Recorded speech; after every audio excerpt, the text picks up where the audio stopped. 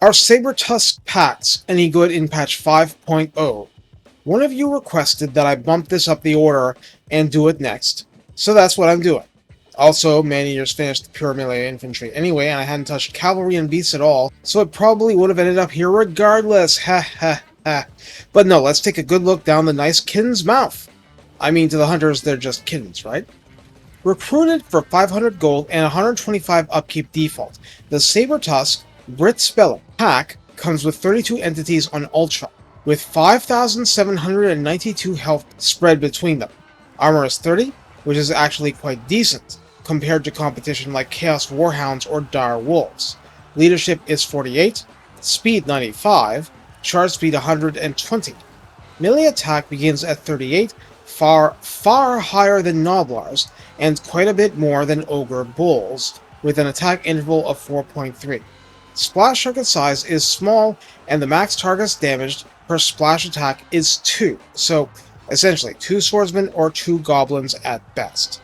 Sabretusks are considered large targets themselves for interaction with spearmen and halberdiers, etc., and thus do not suffer bonus versus infantry against them, and are difficult to shove around.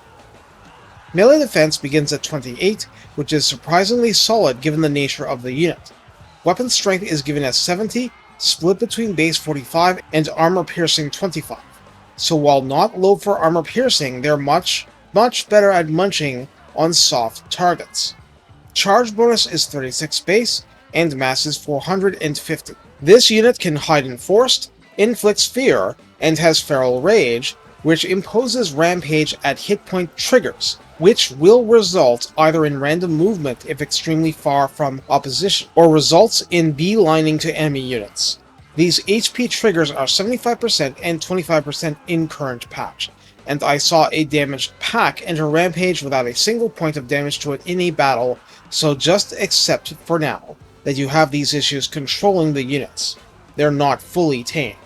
On the other hand, a pack way in over its feline heads, fleeing at 95 speed out of combat to rally later, can potentially help later in the battle, and you don't need to control that. Now, this is the unit without help in campaign. The demo combats cannot reflect campaign buffs, but here's what the hunter, the hero, can provide for them with 5 pips. Stalk, Vanguard Deployment, Frenzy, Immunity to Psychology, 12% upkeep reduction. That is a lot of buffing.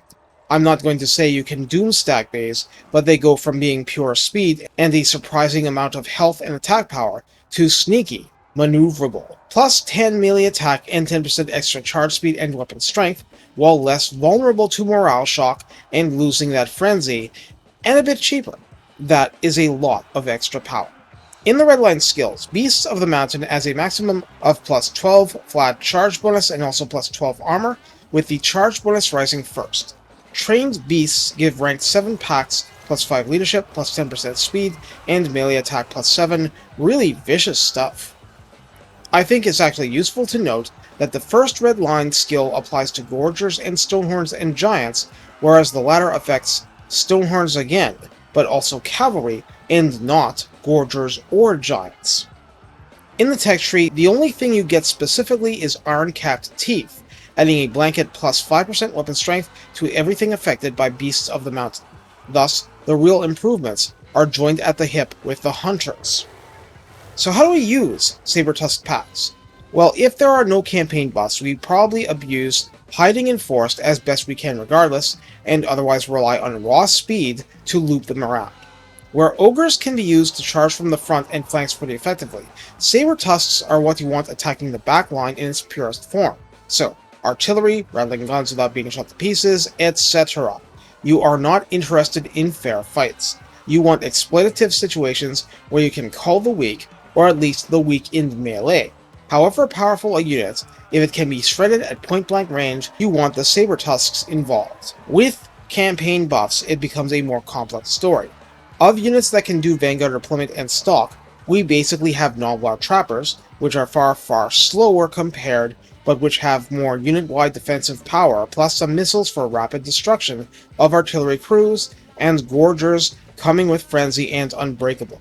Hunters can learn Vanguard Deployment in campaign early on, but they only get to hide in forest if they're not on a Stonehorn, and you're unlikely to get one with stealth.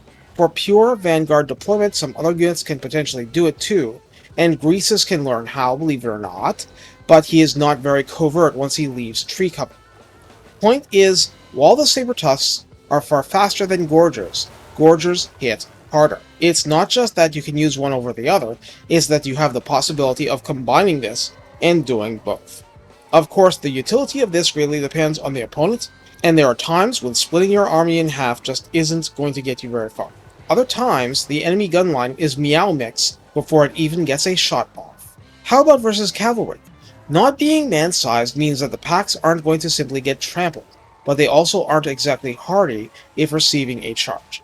If at all possible, you want to be the one initiating combat and intercepting a force. After that, their armor piercing isn't high enough that they'll prosper against Reichsguard or Knights of the Black Rose, but you may still feel it in your best interest to sacrifice a unit to stop cavalry in mid-gallop.